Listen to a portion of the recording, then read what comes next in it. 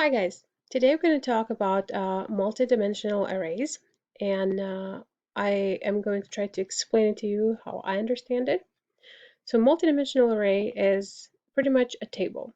So when an array all you get is a line um, with different numbers in there or values, and then here what you get is multiple rows. So regular array only has one set of curly brackets. Multidimensional arrays has two because there's the two dimensions, right? And then so right now we're in the second dimension of the array, and we're gonna create an item 1, 2, 3, 4, and then go outside the curly brackets and make another item. And but now we will jump back to the first level of the array, and then 5, 6, 7, 8, and then that item is over, and then we're gonna do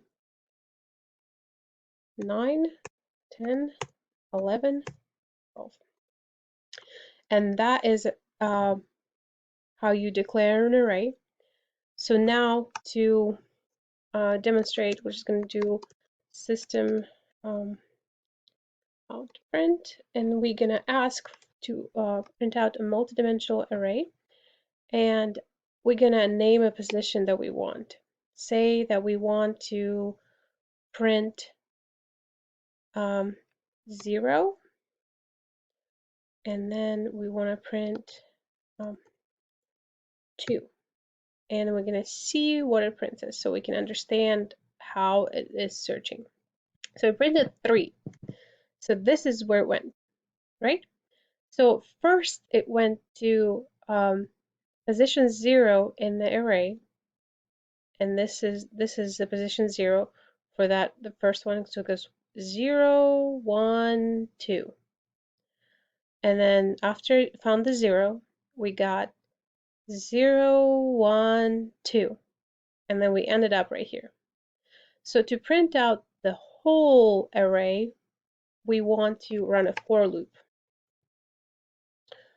With a for loop, you want to create integer I, or any other integer for that matter, make it a 0, and then run that for loop for until I is less than 3, because that's how many we have, 1, 2, 3 items in there, and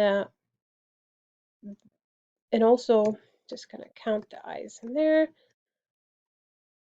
For that, we're just gonna as it runs, we're gonna ask the system to print out the multidimensional array, and then we're gonna ask to print out every I. Since we don't have any other integers yet, we're just gonna print out the i's. But before we do that, we'll quickly just delete this line right here because we don't need it anymore for our purposes. And we get 1, 6, and 11. So when for I was a 0, it printed 0, 0, and then it went to 1, 1, and then it went to 2, 2. To print all of them, you want another for loop inside of that for loop, and you do the same thing just for a different integer inside that for loop. We'll just do j, but j should be under 4 because in every item we have 4 numbers. We have 3 first layer items, and then we have 4 items in the second layer. So you want to do that, and then for that, just we want to make sure that we change this to j because this is our second dimension letter, and we're gonna try and see if it lets us do that. Oh, let's just right here we're going to add a little space symbol, and right here we're going to print out a new line. That way we can see it as a table, as it is. So what it did right now, it went for every I right here. So the I here was 0.